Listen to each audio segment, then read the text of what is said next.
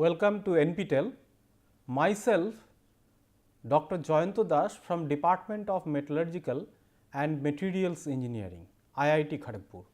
I will be teaching you advanced materials and processes.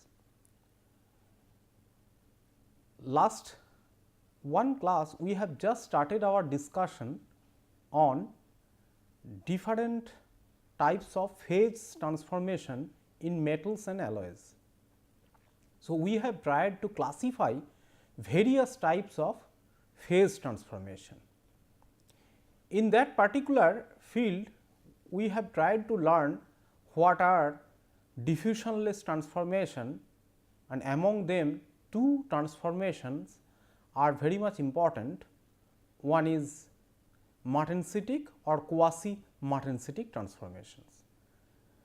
So, a transformation is martensitic transformation we cannot confirm or we should not confirm by its product or parent crystal structure. Rather, how it forms or how the product forms from a parent lattice is mostly important. So, we have also discussed that there are three very important aspects of martensitic transformation. So, these three are that it is a lattice distorsive type of transformation, there is no diffusion at all required. So, it is a diffusionless transformation, okay, or it is also called as a military transformation, and the third is a high strain energy is involved in this martensitic transformation. We are discussing these diffusionless transformation because in this particular topic of shape memory alloys, martensitic transformation is very much important.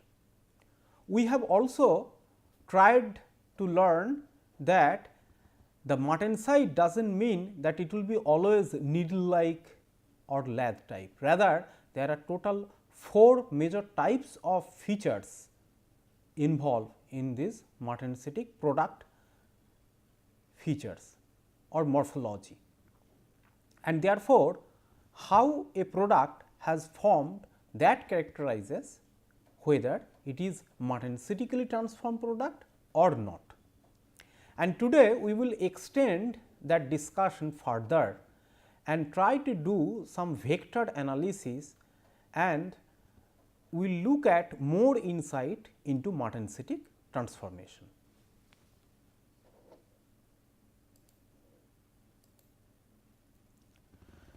So, please have a look at the schematic shown in the left hand side. Here you see that I have shown a matrix. Here the matrix means the parent austenite. So, we have a matrix of austenite and martensitic transformation is proceeding. We also have discussed that the product martensite and the matrix austenite has a very sharp interface, and that interface is the habit plane, okay, which is often called as a invariant plane.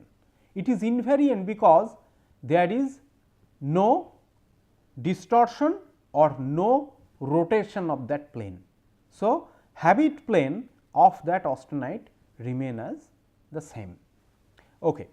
And now, let us see here the product lattice is this one, and this one was the matrix initial matrix austenite lattice.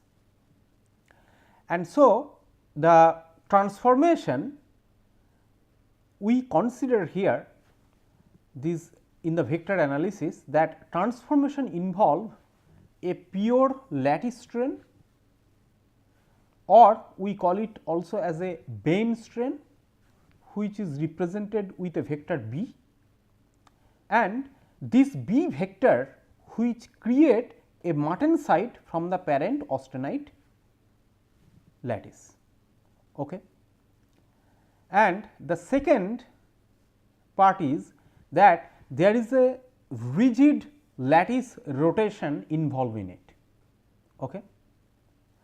And now, since I said that there is a high lattice strain involved in it, so you need to consider a lattice invariant shear, okay, which is represented with a P2, and this lattice invariant shear involves introduction of different type of defects, okay.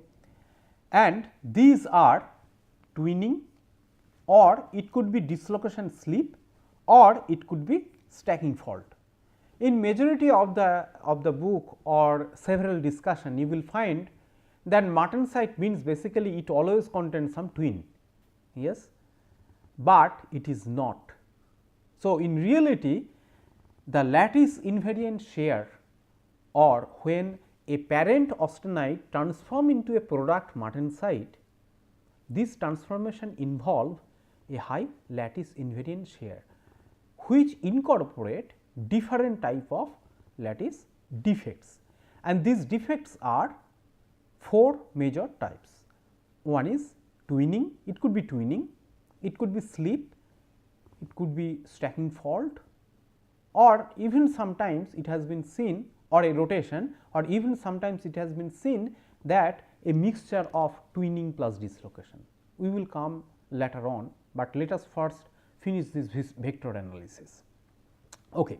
Now, here you see that a direction is shown which is normal to the habit plane, and here one vector is shown as M1 P D1 P, and here is another vector is shown which is along the direction of the normal. So, n basically comes because of the normal, and the net here this total strain is M1 D1, which is basically addition of these two vectors. So, this particular point it comes here. So, this is the total movement. Now, the net strain or the total strain is represented with P1, and we also consider that the interface there is no distortion and no rotation, which is basically the habit plane of the which lie at the interface of the product and the parent. Now, the shear strain here is parallel to the habit plane. How to understand? Here this is the habit plane, this one is the habit plane, and here is the shear. So, shear direction is parallel to the habit plane, and now the net volume change that is involved in this phase transformation could be either expansion or contraction. Why? Because the austenite has a lattice, that unit cell has a particular volume, and that transform by a diffusionless phase transformation process, and it creates a different lattice. Okay. Even though there is no civilian movement of or the diffusion involved in this atomic rearrangement process, but the unit cell volume of the martensite may be different than the austenite unit cell volume. Okay. Like as an example, I can tell you like a steel. In case of a steel, the austenite is a FCC crystal structure, okay, that is gamma austenite, and in case of the martensite it is body centered tetragonal structure. Okay. And you have seen that the body centered tetragonal have a different volume than the austenite. Okay. So, therefore, we consider here the expansion or contraction, and so the P1 this is equal to R, which is a lattice rotation, P2 that is the lattice invariant shear, and the pure lattice strain, that is B. So, these are the product of these 3 different vectors. Good.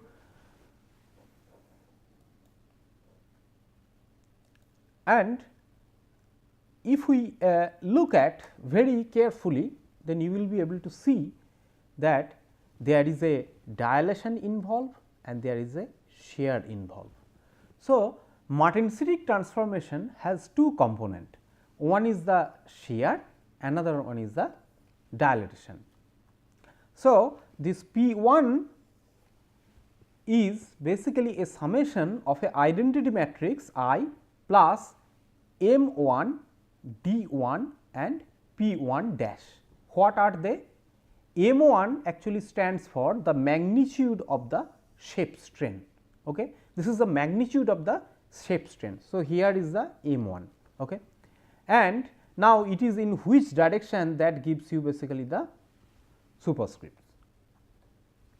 D 1 is a unit vector along the shape strain. Okay. So, the shape has changed from in this direction it has distorted, there is a shear. Okay. You can see this.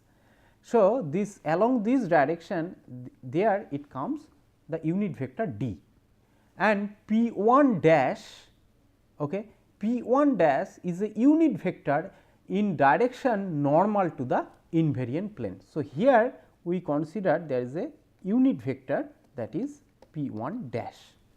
Okay. And so, the M 1 D 1 which is represented with this vector, which is the summation of a shear component and a dilation component. What are they? Here this is the M 1 P, D 1 P, okay, and M 1 N, this is to the normal direction here, and the P 1. Okay. And one thing is very much involved, and we must consider that the shear strain does not involve any of the volume strain. Okay. So, when we know that there is a shear goes on in the austenite parent lattice, so it does not basically involve in any kind of volume change, but volume change is given by this particular component. So, we could easily understand that the volume change which is represented with the magnitude here M 1 n is equal to delta V, which is the volume change which could be positive or negative due to Martensitic transformation, and the parent net volume, okay, which is equal to the volume of the martensite minus volume of the parent austenite divided by the net volume. Okay. So, from here we can measure this particular component, and this is very important actually. We will see later on why these considerations are very much critical. So, now in a Martensitic transformation we learn that there are two different component is involved, one is a shear, another one is the dilatation. Now, we must look at that real changes that occur where there is really a shape change in the austenite during transformation. So, here one example I show you in the left hand side, this is a copper zinc aluminum single crystal, and some wires are lines are drawn here, so that you can see and monitor this angle is basically 90 degree. Okay. And after phase transformation, the same single crystal has changed this angle. You can see these are the line, okay. These are the line, you can see that, and how the shape has changed, how the shape of the martensite changed from the parent austenite due to the martensitic transformation. Very similarly, we can also see that some iron whisker, the change of the austenite from the martensite. So, it is actually, this is the austenite sample, and this is the interface which is the habit plane, and here the martensite from this particular orientation, it has changed at an angle due to the shear involved in this process. Okay. So, even if you take a single crystal or a whisker, then you can directly see how this shape strain involve a macroscopic shape change in a single crystal. So, that gives us a idea about the net change of the volume as well as in the shear direction.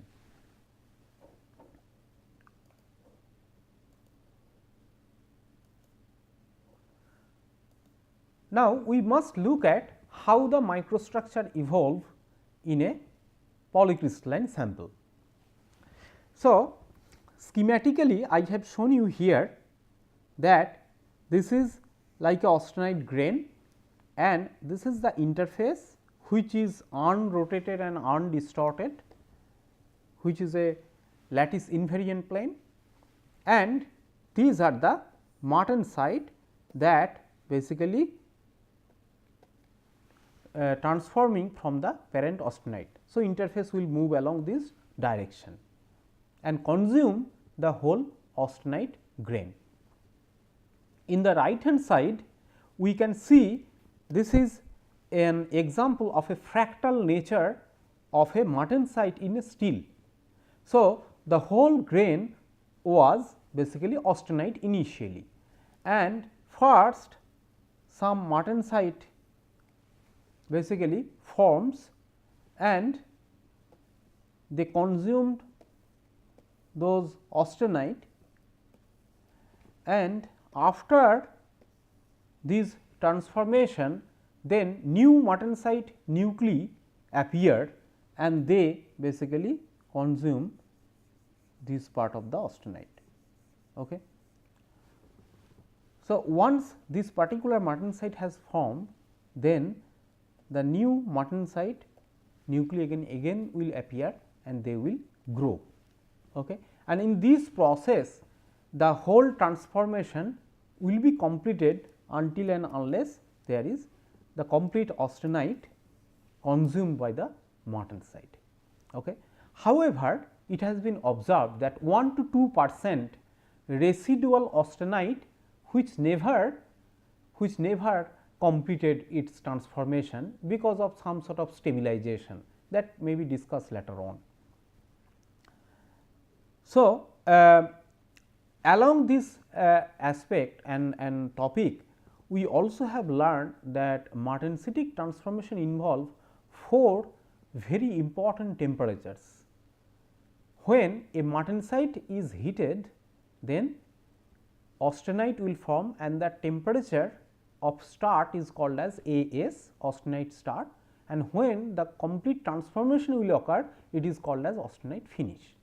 On the other hand, when austenite is cooled, then martensite will start to form, the temperature is denoted as MS and it will finish at MF. So, if you look at the temperatures, then they lie somewhat here. So, austenite finish is higher than austenite start, which is higher than MS than MF. This is the usual sequence.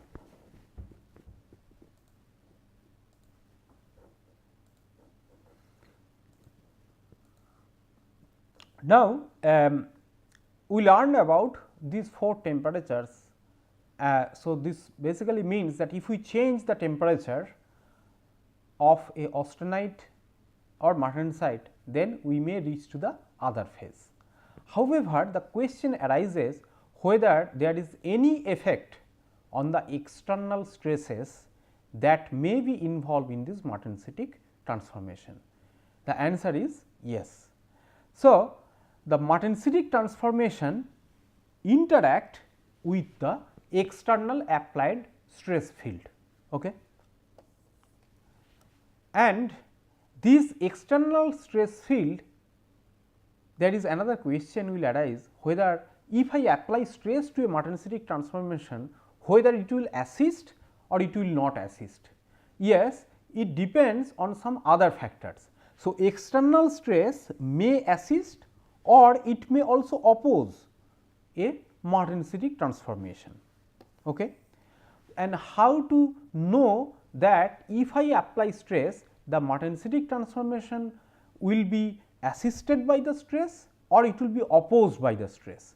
So, for that particular thing we have to see and calculate the work done by the external stress. If the work done by the applied stress is positive, then it will simply assist the phase transformation. However, if the work done is negative, then we will see that it will oppose the transformation. So, this is something very much interesting. So, it means that whatever temperature, characteristic temperature I talked to you about, like a characteristic temperature like MS, where when we cool a austenite, the martensite start forming. Okay. So, if I apply stress, then MS can be tuned depending on the applied stress, and that could be very much interesting.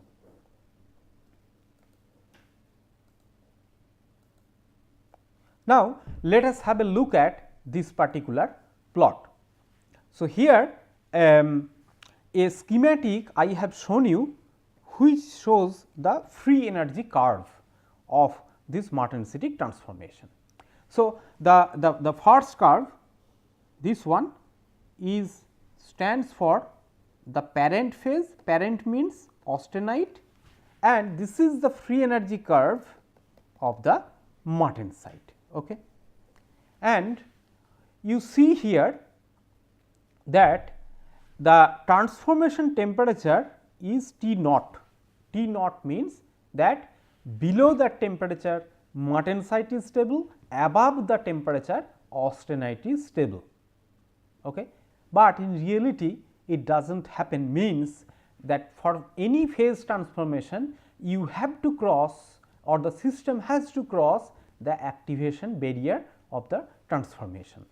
So, in that particular case we have to give some sort of undercooling, and how this undercooling or supercooling affect the start temperature you can see here.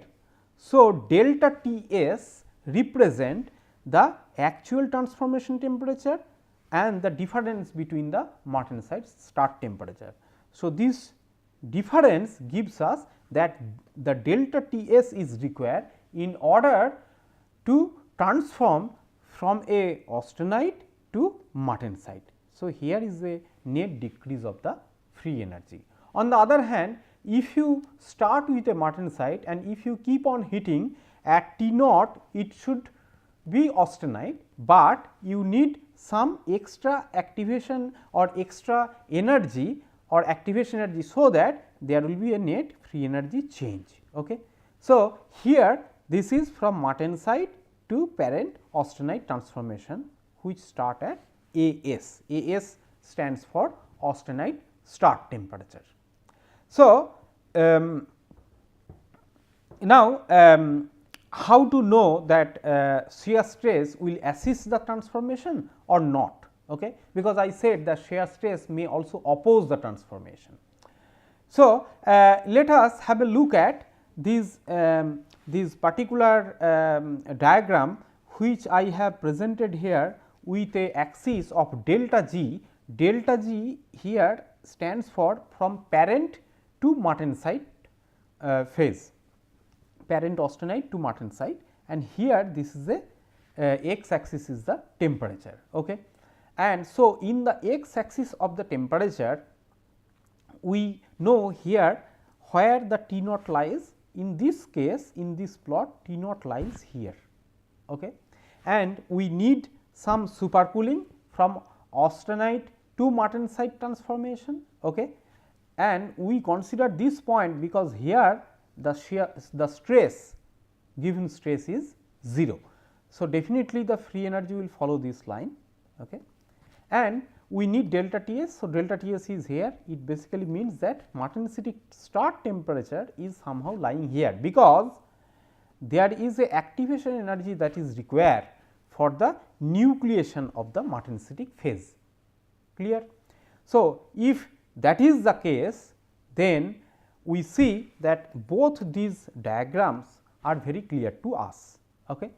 And now, a stress will assist the transformation. What does it mean? It means if I provide some stress, then the free energy will decrease, is not it? So, now whether this side we should go or that side. If I apply stress, then the curve will come here. So, this means I will always have, at any given temperature, I will always have a decrease in the free energy by the application of stress. Okay.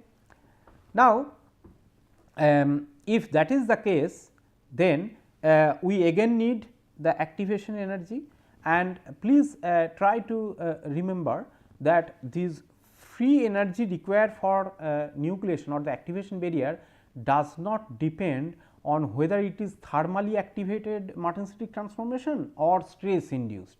They are the same, because the activation barrier you have to somehow reach to that particular point of transformation. Okay. So, if that is the case, then we can see here this gives us the T naught for applied stress. However, you need a delta T s here. So, in that particular case, because you need this activation energy, so M s has moved from here to here. This means M s has raised, right. So, if I apply stress,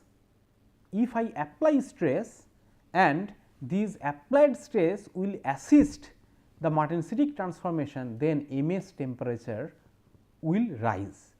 Otherwise, if it oppose, then M s will go down. Okay. So, that is the case actually. Now, here you see that delta G s, which stands for the free energy, net free energy change, there is a two component. One component is the shear stress, which gives you a positive term, and here is the normal stress, it could be positive or negative. Why? The reason is very simple. If it is tension, then it is positive, it is compression, then it is negative. Okay. And now, the M 1 n is the volume change. Okay. So, it is negative M 1 n. Okay. So, this one is negative. Okay. So, in most of the thermoelastic means stress driven change in the transformation, and most of the martensite except ferrous martensite gives us a volume change, which is the negative. Okay.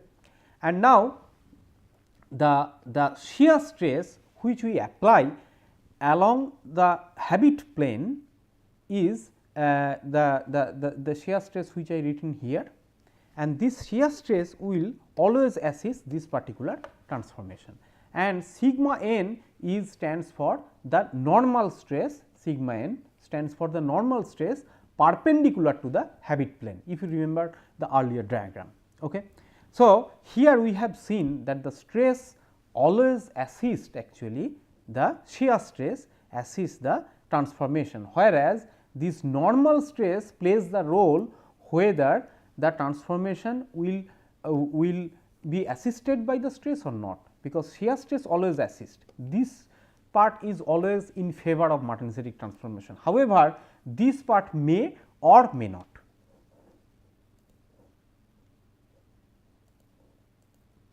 And now, I show you one of the example of such martensitic transformation under stress. So, I have taken a copper aluminum nickel martensite single crystal and put it on a tension test machine and stress it. Okay. So, initially it was actually austenite, and then it basically the austenite should be stable, and martensitic MS temperature has raised up because of the stress assisted transformation. So, initially the martensite start temperature was lower, and now martensite start temperature has increased due to application of the stress. So, austenite is now transforming into martensite. So, in that particular case, you see the martensitic transformation is occurring from both the sides, and this is the austenite. Okay. And then finally, the whole martensite has formed from austenite. Okay.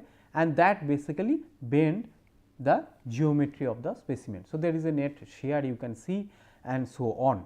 So, there is a definite effect of stress on martensitic transformation, even though the shear stress applied along the habit plane assist the transformation. However, the normal stress, it basically depends whether it is positive or negative.